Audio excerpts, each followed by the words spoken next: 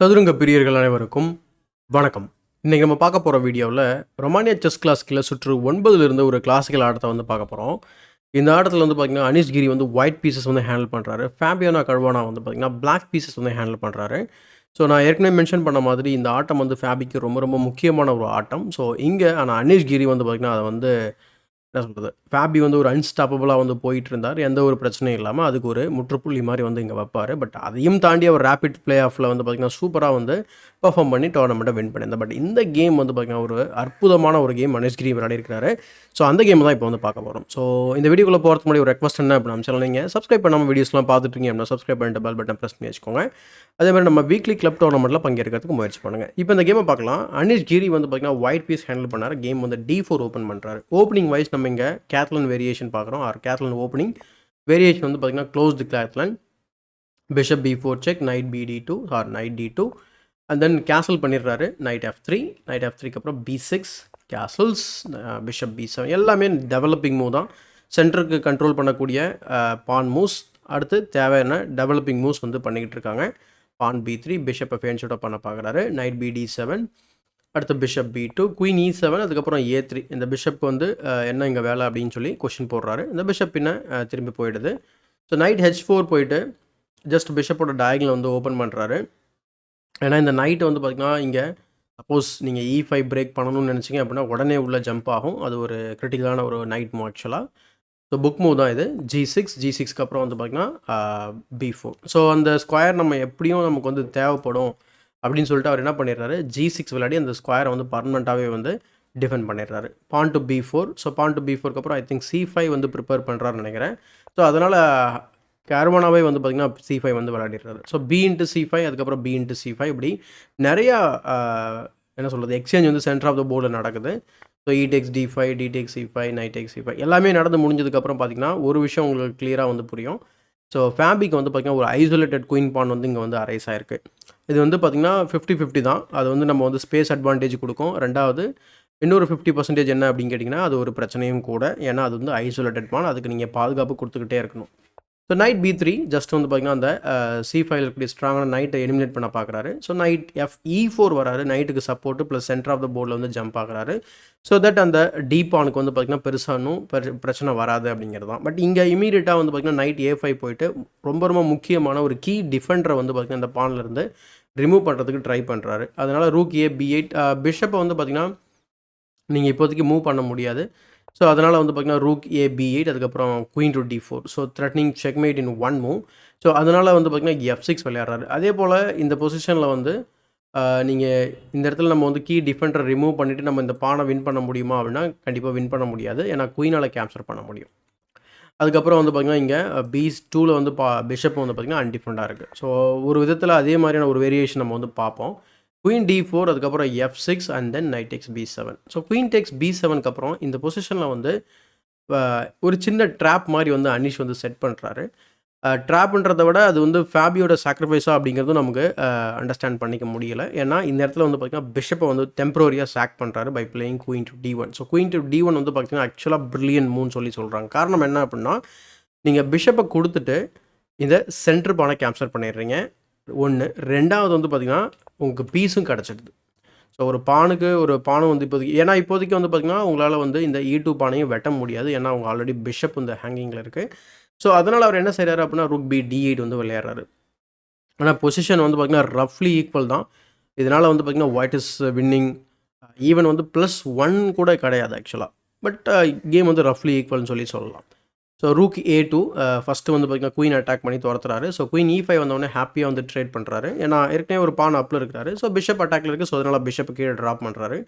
அதுக்கப்புறம் அவர் F5க்கு அப்புறம் night F3 வந்து பிஷப்பை சேஸ் பண்ணுறாரு. பிஷப் மூவ் ஆனதுக்கப்புறம் ரூக்கை வந்து பார்த்திங்கன்னா சீட்டில் போட்டு திரும்ப ஒவ்வொரு பாதுகாப்பாக இல்லாத பீஸாக வந்து பார்த்திங்கன்னா கரெக்டாக வந்து அட்டாக் பண்ணி டைம் கெயின் பண்ணுறாரு. நைட் E4, அதுக்கப்புறம் ரூக் FC1, ரூக்கை வந்து டபுள் பண்ணி இன்ஃபில்ட்ரேட் பண்ண பார்க்குறாரு. ஸோ அதனால் rook F7, knight E1. Knight E1ஓட ஐடியா வந்து பார்த்திங்கன்னா சிம்பிளாக வந்து நைட்டுக்கு வந்து பார்த்திங்கன்னா ரீரோட் பண்ணுறதுக்கு இன்னொன்று ப்ளஸ் முடிஞ்சால் இந்த பானை வெட்டணும் அப்படின்னா அவனுக்கு பான் வந்து பார்த்திங்கன்னா வீக் ஆகிடும். ரூக் E7 போகிறாரு. Knight to D3. So knight to D3க்கு அப்புறம் அவர் இமீடியட்டாக வந்து அந்த பானை கேப்சர் பண்ணல, கொஞ்சம் டைம் கொடுக்குறாரு. ஸோ ரூக் D7, ரூக் இனிமேல் வந்து 7th ரேங்கில் வைக்கவே முடியாது அப்படின்னு சொல்கிறாரு. அதுக்கப்புறம் பிஷப் T4. ஸோ இந்த இடத்துல வந்து பார்த்திங்கன்னா கரெக்டாக இந்த இடத்துல வந்து வெட்டுறதுக்கான காரணம் என்ன அப்படின்னா, இந்த பொசிஷனில் கிங் பொசிஷன் வந்து பார்த்திங்கன்னா கொஞ்சம் ரெலவெண்ட்டாக இருந்தாலுமே இந்த பானுக்கு பாதுகாப்பு கொடுக்கறது ரொம்ப ரொம்ப கடினமான ஒரு விஷயமா இருக்கும். ஸோ ஆல்ரெடி ஒரு பான் அப்பில் இருக்கிறாரு. இப்போ ஒரு ஐசோலேட்டட் பானை கிரியேட் பண்ணியிருக்காரு. இங்கே ஒரு ஐசோலேட்டட் பான் ஆல்ரெடி இருக்குது. ஓகே, இதுக்கு நமக்கு இருக்குது. பட் இருந்தாலும் இந்த பானை பாதுகாக்கிறது ரொம்ப ரொம்ப கடினமான ஒரு விஷயமா இருக்கும். ஏன்னா அந்த பானானது இப்போதைக்கு வந்து பார்த்திங்கன்னா லைட் ஸ்கொயரில் ஃபிக்ஸ் ஆக போகுது. So knight to C5, rook D6 and then E3. இதுதான் ப்ராப்ளம். அட்லீஸ்ட் அது ஒரு டார்க் ஸ்கொயரில் இருந்தால் கூட பரவாயில்ல, டார்க் ஸ்கொயர் பிஷப்பை வச்சு நம்மளால் பாதுகாப்பு கொடுத்துருக்க முடியும். இதுதான் வந்து இந்த பொசிஷனில் இருக்கக்கூடிய பிரச்சனை.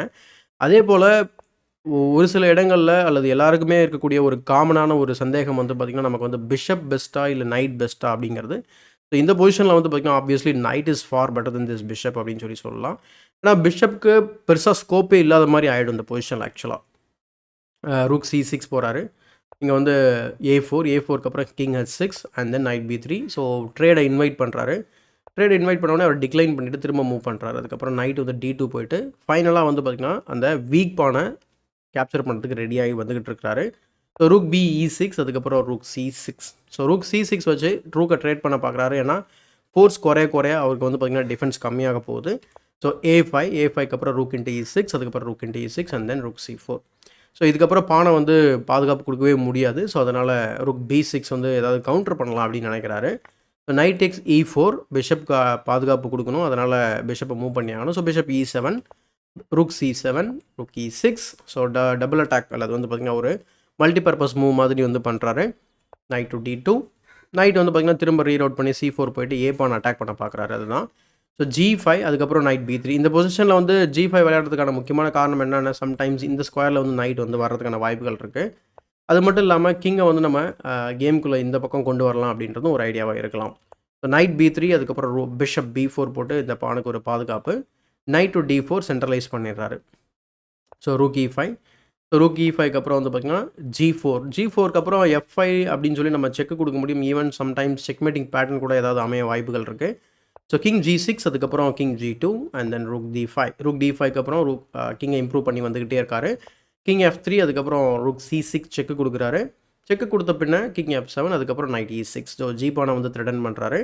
ஸோ ரூக்கை வச்சு பாதுகாப்பு கொடுக்குறாரு. ஆனால் வந்து ரூக்கால் பாதுகாப்பு கொடுக்க முடியாது. இப்போ 3வது பான் வந்து பார்த்திங்கன்னா ஆக்சுவலாக வந்து பார்த்திங்கன்னா ட்ராப் ஆக போகுது ஃபேபிக்கு. King E4, rook D2 and then knight takes G5 செக்கோட வருது. ஸோ 6th ரேங்கில் ரூக் இருக்கிறதுனால கிங்கால் கவுண்டர் அட்டாக்கும் பண்ண முடியாது. ஸோ கிங் E7, பின் அதுக்கப்புறம் F4 விளையாடுறாரு. ஸோ H2 பானை வந்து வெட்டிக்கோங்க அப்படின்னு சொல்கிறாரு. ஆக்சுவலாக ஃபேபி அந்த பானை வெட்டலை. காரணம் என்ன அப்படின்னா, அதை வெட்டி நமக்கு டைம் ஒன்றும் கெயின் ஆக போகிறது, டைம் லாஸ் தான் ஆகும். அதனால் இந்த பானை ஏ பானை வெட்டலாம், அட்லீஸ்ட் பாஸ் பான் க்ரியேட் பண்ணலாம்னு சொல்லிட்டு ஏ பானை வந்து டார்கெட் பண்ணுறாரு. So king D5, rook tax A4, rook C7 செக்கு.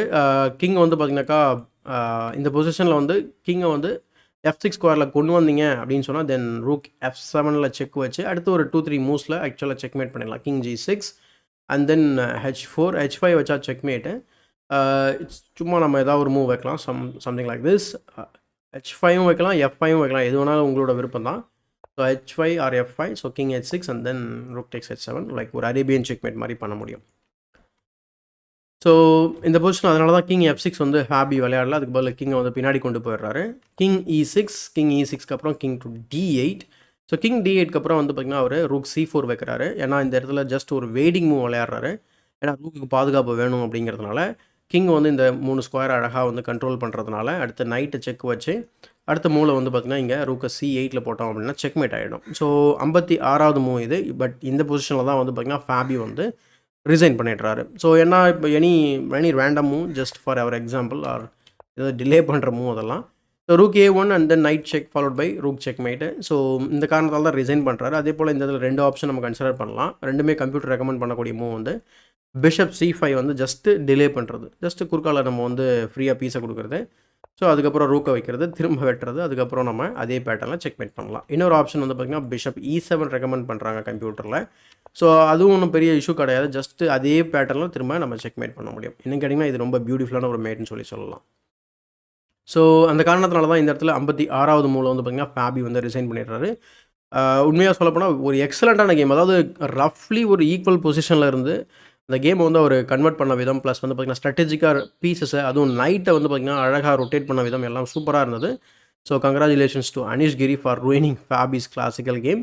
ஸோ என்ன சொல்கிறது, ஃபேபி வந்து பார்த்திங்கன்னா அன்ஸ்டாப்பபிளாக சோல் லீடராக வந்து போயிட்டு இருந்தார். அண்ட் இந்த கேமுக்கு அப்புறம் ஒரு இன்டர்வியூவில் ரொம்ப வருத்தப்பட்டு இது பண்ணியிருக்காரு. நான் ரொம்ப கொடூரமாக கேவலமாக விளையாடிருந்தேன், அதை அழகாக பனிஷ் பண்ணியிருந்தார்.